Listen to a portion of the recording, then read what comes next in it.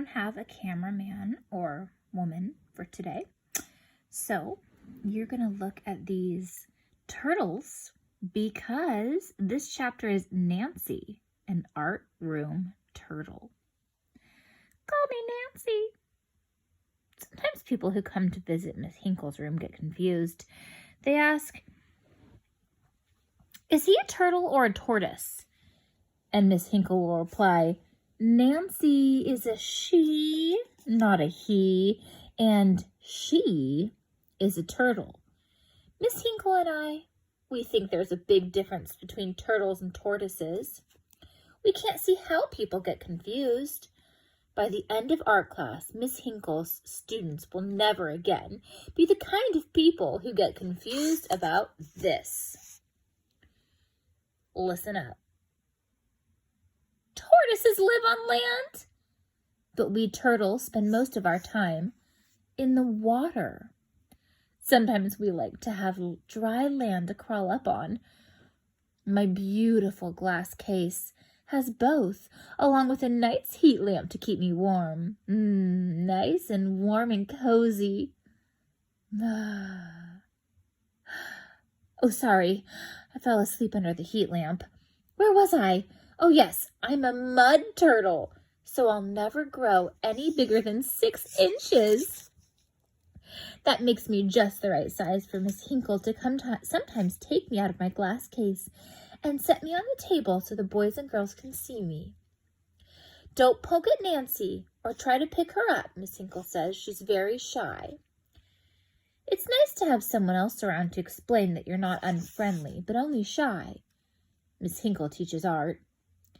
Even though I'm shy, I like that the children ask if I can come out of my case so they can use me as a model. Miss Hinkle gives a piece of melon or lettuce to munch on so that I'll stay still and not explore the table too much while my picture's being drawn. I like to have my picture drawn, but I also like to draw my own pictures. Sometimes Miss Hinkle pours food coloring onto a piece of foil and lets me walk through it. Then she sets down a piece of art paper, and I walk onto that, leaving colored footprints with my little webbed feet. We don't put paint on a turtle's shell, Miss Hinkle says, but a little bit of food coloring won't hurt Nancy's feet. One afternoon, after waking up from a nap and finding out that the children, and Miss Hinkle too, had left, I was admiring the new pictures Miss Hinkle had hung up that day. The children had been very excited and talked about the artist who would be visiting the next day. Who was going to school to judge pictures and give out prizes? I think the best pictures are the ones with me in them. But all of a sudden there was commotion in the hall, so I pulled myself into my shell in case there was danger. Good thing, too, because the noise came into the classroom. The noise! A dog barking, a parrot squawking, a squirrel shouting, Help! Help! The nasty smelly dog wants to eat me! A hamster, a rabbit, a rat were yelling, Run, Twitch, run! The wheels of the cart were pulling with a squeak, squeal, and the fish in the tank on the cart were yelling their tiny fishy voices off. School! School! Even with my head tucked safely inside my shell, I could see well enough to tell that Twitch must be the squirrel, since the others were telling Twitch to run, and it was Squirrel who ran up to one of the tables where Miss Hinkle keeps her art supplies. The dog jumped up there too. So much energy. It nearly wore me out to watch them. Twitch leaped off the table and over the bookshelves, pulling himself up by art in Western civilization, and the dog couldn't follow, because the rope that tied him to the leg of the cart wasn't long enough. The dog ran back and forth on the table, knocking over paints and brushes and a bottle of chalk. The paint was leaking and dripped off the edge of the table, making a puddle on the floor. I liked the slow, thick way that the paint dripped. Drip, drip, drip. Where am I? Oh, yeah. I recognized Twitch since sometimes I'd seen him in the window of the classroom. Yet still, because I'm shy, I'd never talked to him before. But now that he was in danger, I wanted to help. It's scary when someone wants to eat you. I called over, "Excuse me, Mr. Squirrel, sir?" That was very abrupt of me. Turtles call for long and slow, proper introductions. And this was an emergency. And I said, "Don't you have a hard shell you can escape into?"